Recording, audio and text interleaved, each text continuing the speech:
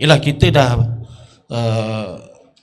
hadapi era-era yang sebelumnya ada PKP, endemik semua, dan dicampur lagi dengan politik, terutamanya politik orang Melayu, kan? Jadi apa lagi yang pemuda ingin bawa sebagai juru bicara rakyat? Apa lagi? Apa lagi yang Doktor ni? Boleh jawab tu? Silakan. Sebenarnya itu sebab ada falsafah di sebalik bila kami pemuda menjadi juru bicara ni. Dalam masyarakat kita macam-macam segmentasi ada.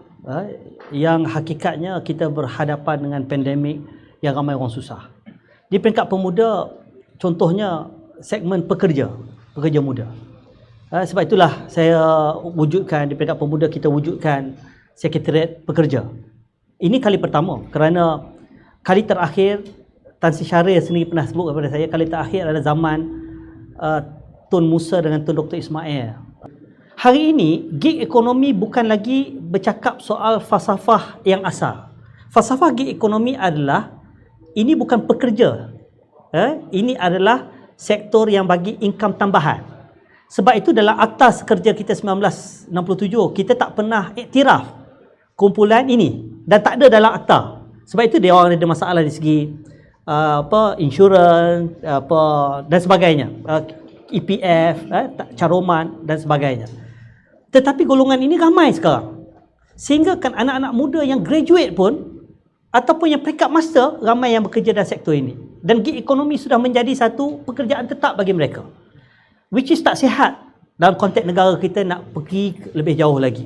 Kerana apa? Kerana saya sebutkan tadi dalam konteks pandemik. Ini yang disebut sebagai underemployment. Kita tak membicarakan sangat soal unemployment, tetapi kita bercakap soal underemployment. Maknanya tahap qualification kita, pendidikan kita tak setara dengan pekerjaan kita. Contohnya orang yang belajar account, degree, ada certified contohnya, tapi hanya boleh jadi pegawai account yang gajinya sebagai kerani biasa contohnya. Itu underemployment. Dan hari ini masalah yang kita hadapi underemployment. Sebab apa? Penciptaan peluang-peluang pekerjaan atas pelbagai faktor, terutamanya pasca pandemik. Banyak ekonomi kita, syarikat-syarikat SME yang lingkup dan sebagainya, menjadikan ramai yang tak ada pekerjaan dan pergi kepada gig ekonomi. Ini satu contoh, satu sektor yang pemuda kena bersuara, kerana yang ramai dalam gig ekonomi ini orang muda. Pemuda kena bersuara untuk masa depan. Kalau kita nak tawarkan dalam pilihan raya akan datang, kita kena tawarkan kepada anak-anak muda bukan hanya retorika 1 juta peluang pekerjaan, tapi peluang pekerjaan yang berkualiti. Tetapi peluang-peluang pekerjaan yang berkualiti, BN ada pengalaman dalam mentadbir negara. Sebab itulah bila kita mencipta peluang-peluang pekerjaan dengan cara apa? Dengan memwujudkan projek-projek mega dan sebagainya. Saya bagi contoh mudah saja. HSR sampai ke Singapura. Itu ada sebab, bukan hanya kerana nak bina rel jalan laju, tetapi mencipta peluang-peluang pekerjaan bukan saja dalam industri tersebut, pengangkutan, tetapi juga sektor ekonomi hiliran. Supaya orang Johor tak payah pergi ke Johor Bahru. Orang Muar tak payah pergi ke Johor Bahru. Orang di luar bandar tak payah berhijrah sampai ke Kuala Lumpur.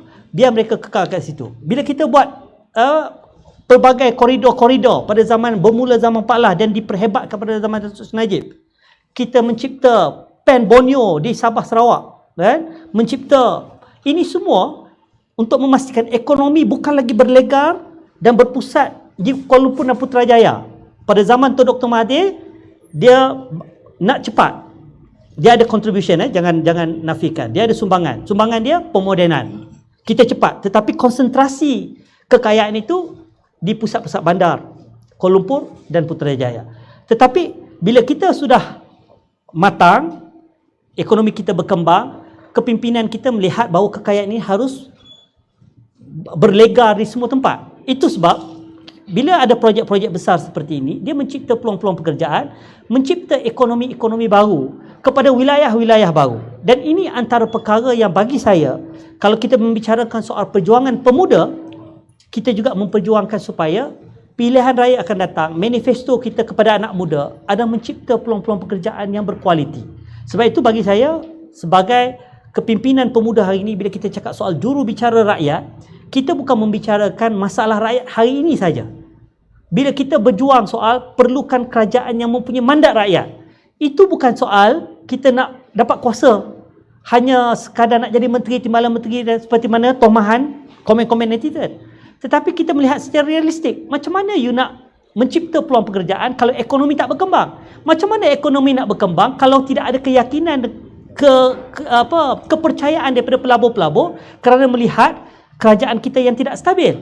Akhirnya kita kena pilih antara dua kemudaratan. Betul, ada mudaratnya kalau kita buat pilihan sekarang, mungkin rakyat rasa tengah susah, tetapi apakah mudarat yang lebih besar bila ekonomi tak berkembang? Peluang-peluang penciptaan tak ada. Kita bicara soal underemployment tadi, anak-anak muda yang mempunyai degree akhirnya terpaksa bekerja sebagai penghantar, dapat 3,000 4,000 dia dah rasa seronok, kan? Itu salah. Doktor-doktor kita yang ramai hari ini bersifat kontrak yang tak diteruskan, tak ada peluang. Esok ada kumpulan persatuan-persatuan doktor nak datang ke Pejabat Pemuda, nak bentangkan isu mereka. Dan hampir setiap hari macam-macam kelompok datang ke Pejabat Pemuda.